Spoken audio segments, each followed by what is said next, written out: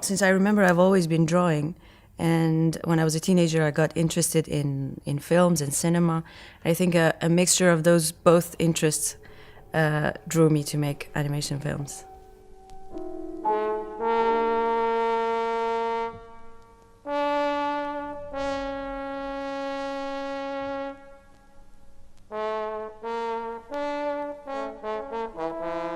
Many artists inspire my work, but I think, well, growing up, I watched a lot of Eastern European animation on TV, I think, but I don't remember all the names, but they were, I think they inspired me. And also, you know, the masters like Yuri Norstein, and also some Iranian animators like artists like Marjan Satrapi, and yeah, you know, lots of artists.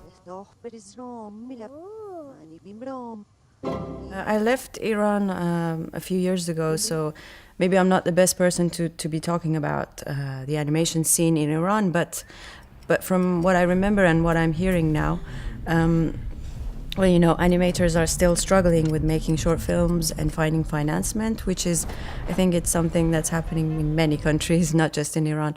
But with the help of, you know, these new technologies and softwares, many new talents, I mean, young people are doing films on their own, in their own bedrooms and with their own computers. And so I see a lot of beautiful things coming out of the country. And, but yeah, there's still, you know, like all artists in general, they are struggling to survive. My favorite animation technique is drone animation.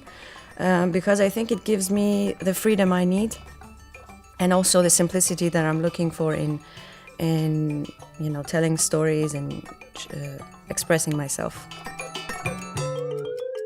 I've always been concerned with the women's condition in Iran, but yeah, you know, one day I was thinking about women swimmers. I knew their situation was really hard, and after the national competitions, they couldn't go to any international competitions, but I just really got curious to talk to them and see how they feel about this, because it's kind of depressing to know that if the winner after the national competitions, she has to change her job or just stop there.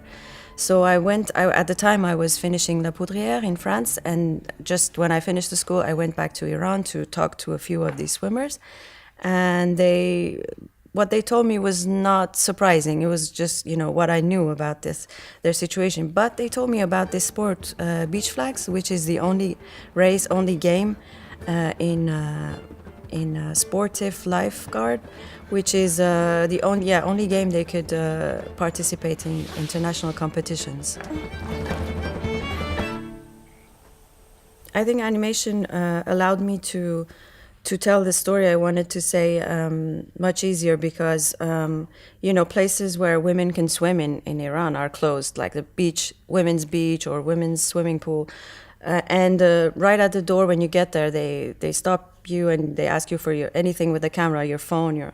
So I could not take the camera in there. And I thought animation was the best tool to use to tell a story that goes behind these walls.